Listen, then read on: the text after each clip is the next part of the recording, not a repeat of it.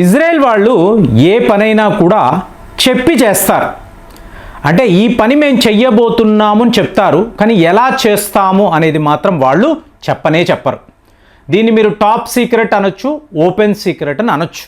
So ఇప్పుడు Israel వాళ్ళు ఏం చేశారు, ఇరాన్, పాలిస్తీనియా, లెబనాన్, సో దీనికి సంబంధించిన మీకు టాప్ కమాండర్స్, తీవ్రవాద నాయకులు, వీళ్లకు సంబంధించిన ఒక లిస్ట్, ఒక టేబుల్, దీన్నే కిల్ లిస్ట్ అని అంటారు. Israel's kill list. ఈ లిస్టు వేసి వీళ్ళను మేము టార్గెట్ చేస్తాము, వీళ్ళు ఎక్కడ ఉన్నా కూడా వీళ్ళని వెతికి పట్టుకొని వేటాడి వీళ్ళను హతము చేస్తాము. సో ఫైనల్గా ఏమైంది, హసాన్ నజరుల్లా, సో ఈయనే ఈ లిస్టులో టాప్లో ఉన్నాడు, ఈ కిల్ లిస్టులో టాప్లో ఈయనే ఉన్నాడు. ఈయన ఎలిమినేటెడ్ అని చెప్పి ఇజ్రాయెల్కు సంబంధించిన మీకు మీడియా ప్రపంచ స్థాయిలో ఈ టేబుల్ని విడుదల చేశారు. సో చేసేటప్పటికి మీకు ఇరాన్కి ఎలాంటి ఒక షాక్ అంటే, ఈ కమాండర్లు ఎక్కడెక్కడ ఉంటారు, ఏ ప్రాంతాల్లో ఉంటారు, ఎలాంటి బంకర్స్లో, ఎలాంటి బిల్డింగ్స్లో దాక్కని ఉంటారు మాకే తెలియదు. అలాంటిది ఇజ్రాయెల్ యొక్క మోజాద్కి ఇది ఎలా తెలిసింది? ఇది చాలా పెద్ద షాకింగ్ వార్త. సో దాంతో వాళ్ళు ఏం చేశారు, నిన్న మాట్లాడాం, ఏకంగా 200 బాలిస్టిక్ మిజైల్స్ డైరెక్ట్గా ఇజ్రాయెల్ మీద వీళ్ళు టార్గెట్ చేసి ఎక్కడ పడితే అక్కడ, ఇది బ్లైండ్ అటాక్స్ అండి, నేరుగా వచ్చి పడ్డాయి. ఒక 8 మంది ఇజ్రాయెల్కు సంబంధించిన వాళ్ళు మరణించారు. సో ఇమీడియట్గా ప్రపంచ స్థాయిలో మీకు దేశాలంతా, ఇరాన్ ఇలా ఎలా చేస్తావు, ఇది ఎంత తప్పు, ప్రపంచ శాంతి ఏమవ్వాలి, పీస్ టాక్స్, సీజ్ ఫైర్, ఇది కదా మేము మాట్లాడుతున్నాము, ఇప్పుడు ఇంత పెద్ద లెవెల్లో ఇజ్రాయెల్ మీద దాడులు ఎందుకు చేశావు అంటే, ఇజ్రాయెల్ వాళ్ళు చేసినప్పుడు ఏమో ఎవరు ఏం మాట్లాడలేదు, ఇరాన్ ఈ పని చేశారు అన్న వెంటనే ప్రపంచమే ఇవాళ బగ్గుమంటుంది. సో ఇప్పుడు ఇజ్రాయెల్ వాళ్ళ స్ట్రాటజీ చూడండి, సడన్గా సైలెంట్ అయిపోయారు, ఎక్కడ ఎటువంటి వార్తలు లేవు, ఎటువంటి దాడులు లేవు. వెంటనే ప్రపంచం అంతా ఇజ్రాయెల్ భయపడిపోయింది. ఒక్కసారిగా 200 మిజైళ్ళు వచ్చి పడేటప్పటికి, బాబో ఇరాన్ చాలా చాలా డేంజరస్ కాబట్టి మేము ఆగిపోయాము అని చెప్పి మీకు బెంజమిన్ నెతన్యాహు భావించడము, టోటల్గా ఈ అటాక్స్ను ఆపేయడము అని చెప్పి మాట్లాడుతున్నారు. ఇందులో ఎంతవరకు వాస్తవం ఉంది మీరు అంచనా వేయగలరా? ఒకటండి, వాళ్ళ top most target Hassan Nazrullah, ఇతను అసాసినేట్ అయిపోయాడు, వీళ్ళ కిల్ లిస్ట్ అనేది పూర్తి అయిపోయింది. ఇక మీదట ఇరాన్ చేసే పనులని బట్టే మా యాక్షన్ ఉంటుంది, అంతవరకు మేము అనుకున్న టార్గెట్ను అకాంప్లిష్ చేసేసాము, మిషన్ అకాంప్లిష్డ్ అని చెప్పి ఇజ్రాయెల్ వాళ్ళు చెప్తున్నారు.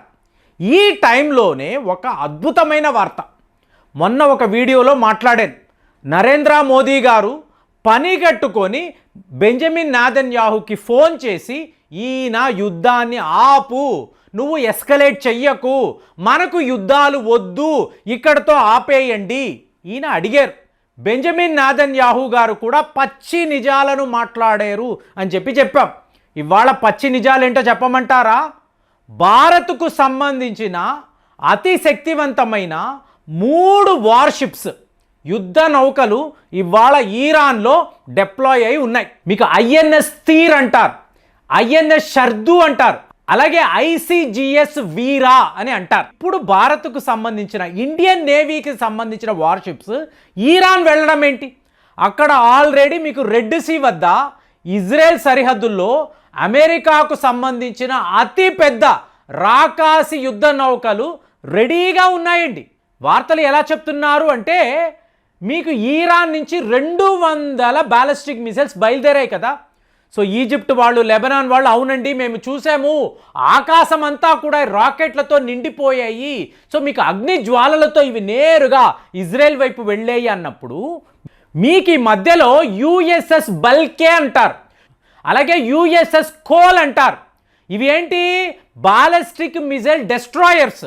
సో వీటిని అమెరికా వాడు సిద్ధముగా ఉంచి, వీటి ఇంటర్సెప్షన్ ద్వారా ఈ వస్తున్న మిజైల్స్ ఉన్నాయి చూసారా, ఇజ్రాయెల్ వైపు వెళుతున్న మిజైల్స్, వీటిని దారిలోనే మీకు అటకాయించి దాడి చేసి డెస్ట్రాయ్ చేశాడు. అంటే ఇజ్రాయెల్కి ఎలాంటి ఒక వలయము, ఎలాంటి ఒక గొప్ప షీల్డ్ ఉందో చూడండి.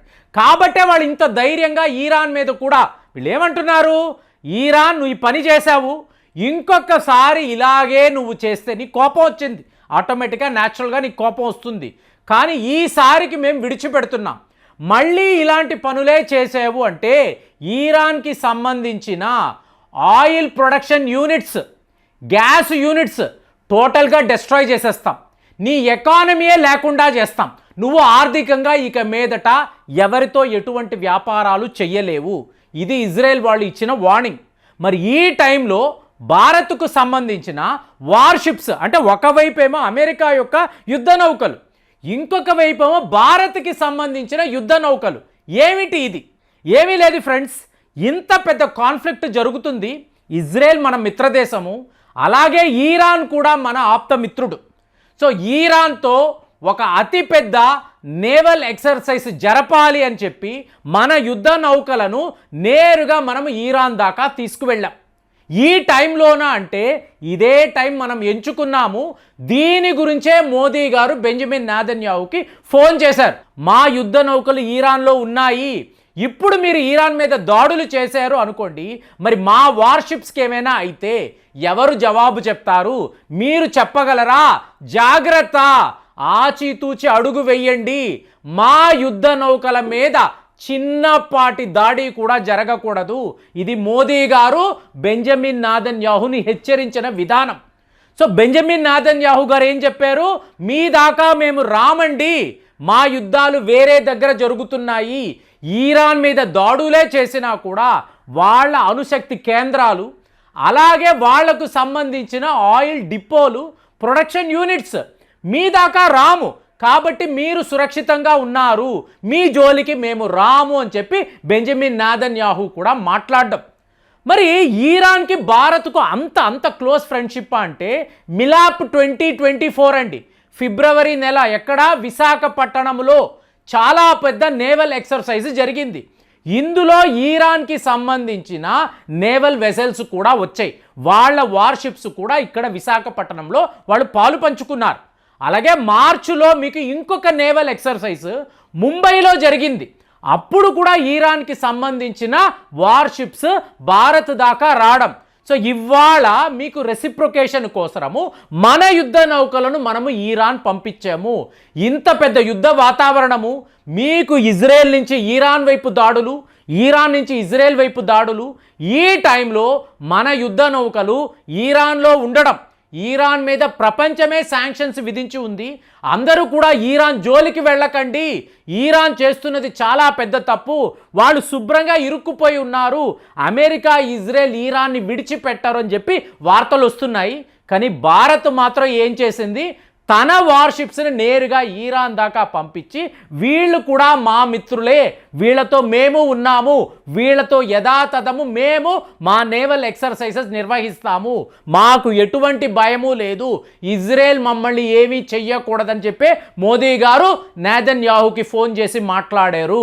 చూడండి ఎంతెంత పెద్ద విషయాలు అంటే, ఈరాన్ వాళ్ళు ఇవాళ మేము ఒక కిల్ లిస్ట్ తయారు చేసాం, ఇజ్రాయెల్ వాళ్ళు మీరు చేశారు కదా, మా వాళ్ళని ఎలిమినేట్ చేశారు కదా, ఇవాళ మేము ఒక లిస్టు తయారు చేస్తున్నాము, మేము చెప్తున్నాము బెంజమిన్ నెతన్యాహు, యువాన్ వాలంట్, అలాగే మీకు మోసాద్ చీఫ్, అలాగే చీఫ్ ఆఫ్ డిఫెన్స్ స్టాఫ్, వీళ్ళందరినీ కూడా లేపేస్తాం.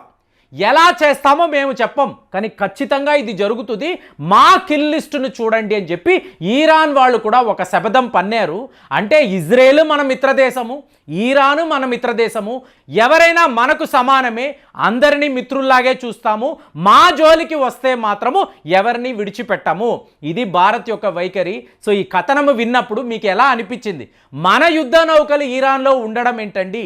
షాకింగ్గా ఉంది కదా, నాకు కూడా అలాగే అనిపించింది. మరి మీ స్పందన ఎలా ఉందో కామెంట్స్లో తెలియజేయండి. మళ్ళీ వచ్చే వీడియోలో కలుద్దాం. జై హింద్.